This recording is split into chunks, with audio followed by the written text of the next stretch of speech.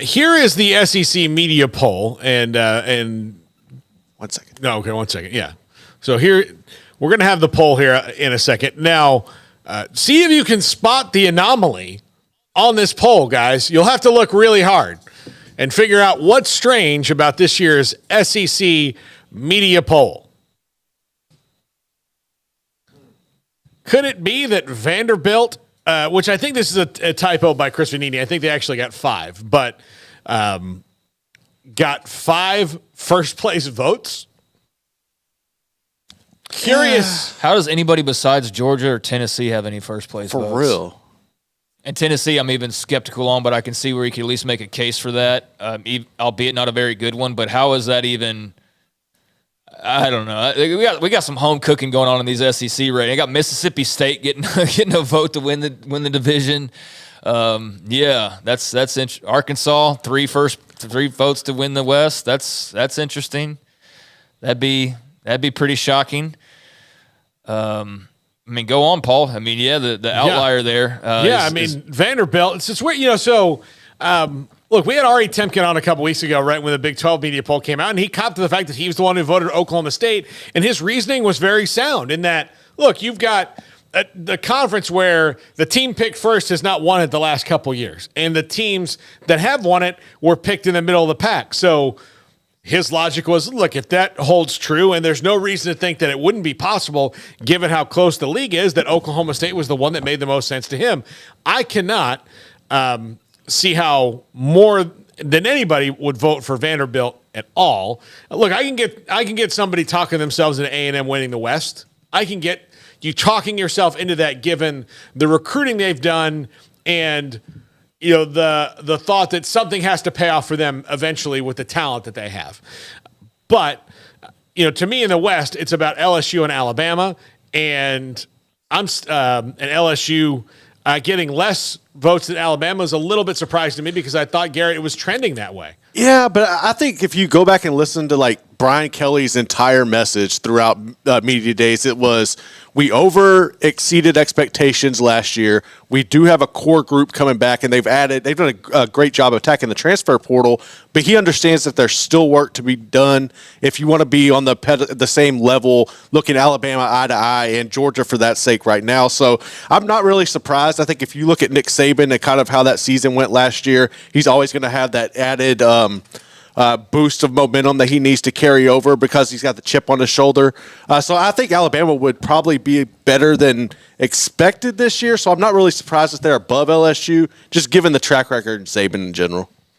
I don't even know what y'all are talking about, honestly. I zoned out because I'm still how the blank did Vanderbilt get 8 first-place votes? I don't know. South Carolina get – I mean – it makes no sense. I don't feel like I feel like Chris typoed or something. I don't feel like this is a real poll because it doesn't make any sense that there's people voting Vanderbilt with 8 first-place votes in a division that Georgia and Tennessee and okay, I don't know. I'm sorry. I got sidetracked. Vanderbilt's gassing themselves up. They're on this whole we owned Texas and that they're looking ahead to Texas coming in and running the table against them and everything. So I think they're feeling themselves. Their coach just got an extension. Yeah. I mean, they're feeling themselves. What, Barton Simmons over there running personnel and stuff. Yeah. But look, and that's just crazy. They've made an investment into athletics at Vanderbilt because I do think that they're tired of hearing they're the bottom rung of the SEC, especially knowing that they're going to get all this new TV money too.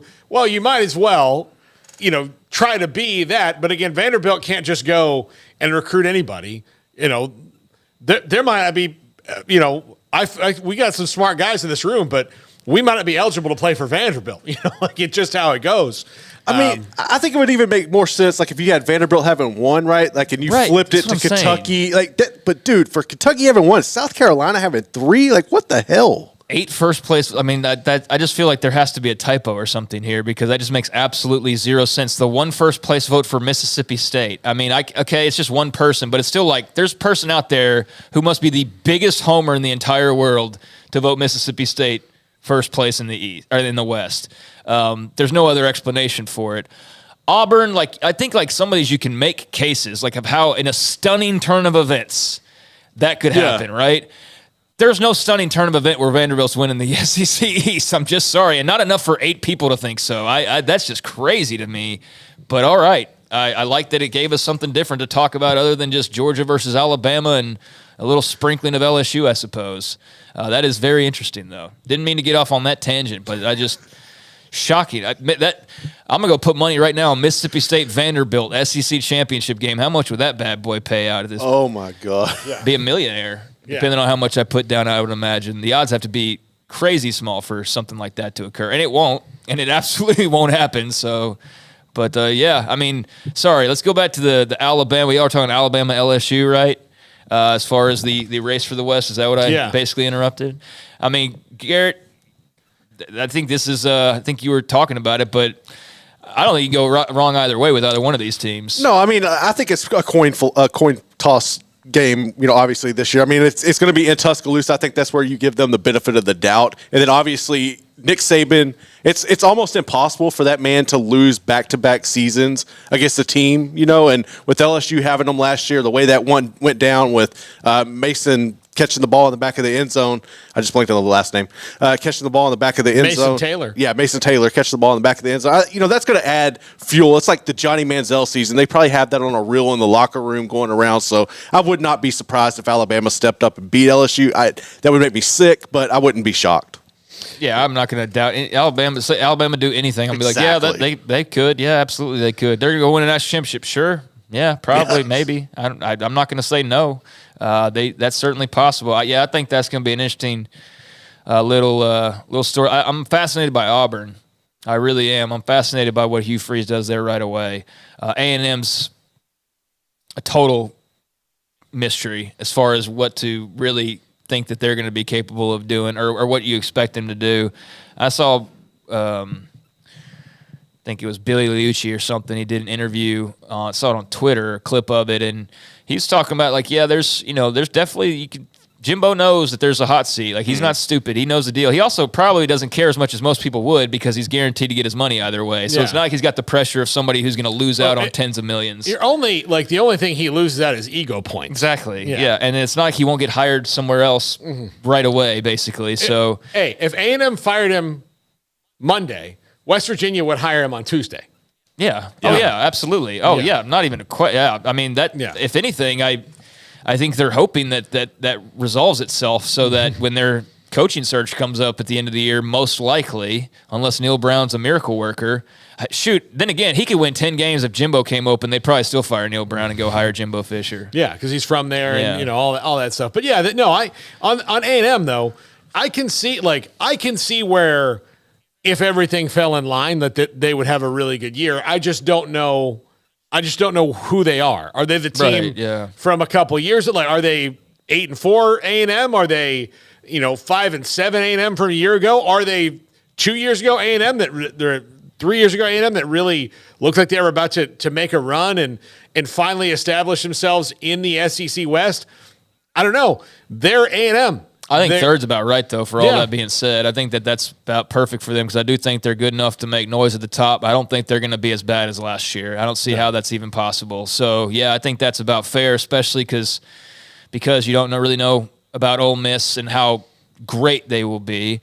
Arkansas is a mystery as far as how good they'll be. Auburn, like I said, I'm fascinated by. And then, Mississippi State, you got a new coach.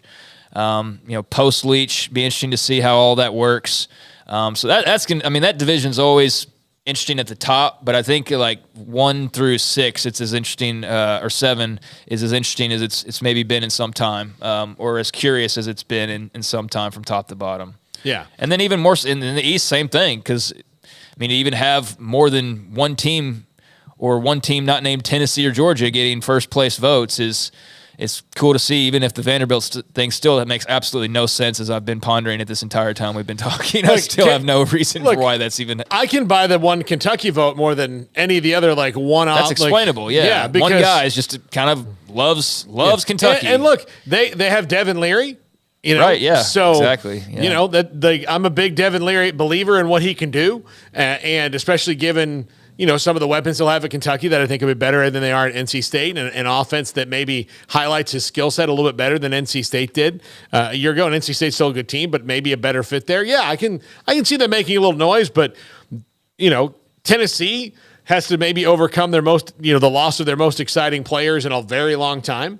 It's not just Hendon Hooker's gone, Jalen Hyatt's gone, Cedric Tillman's gone. I mean, they've not been racking up players. Now, I think they've got some depth that they didn't have before, but they still got to beat Georgia to come through on that. And so, yeah, it is weird to see some of these random things. Like Arkansas, 3 first-place votes. Like, there's definitely some homers. Yeah. Woo Pig Suey guys, but KJ Jefferson's at least back, so you can say, okay, there's continuity. You can at least form an argument there. Yeah, but what's the offense going to look like? I wasn't finished. I was going to say you could form an argument there, and then I was going to say, but it's not a very strong one, But you're right, yeah, Garrett, you're absolutely right. It's kind of silly too. It's just not as silly as 8 first-place votes for Vanderbilt. No. That's just the silliest thing on this entire list. Absolutely, it is. All right, when we come back, the one and only